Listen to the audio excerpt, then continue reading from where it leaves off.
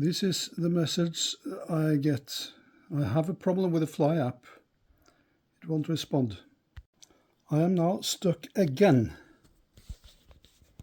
I hate this. Let's see if I can get it up and running again.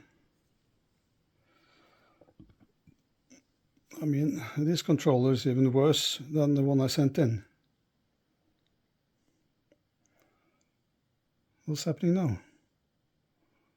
I turned it off. And this one light is blinking.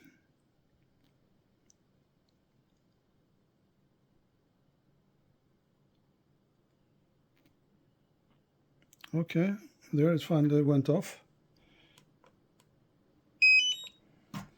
Let's see if it will start up again.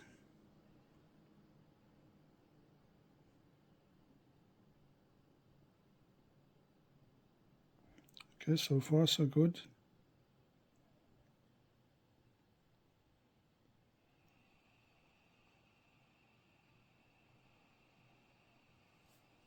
Okay, this was what happened last time as well. I could come in, but as soon as I started to, okay, now it works. So now I'm going to take off to see if it will change anything while I'm flying and perhaps get access to the Vision Assist that way. Well, the obstruction sensing works for sure.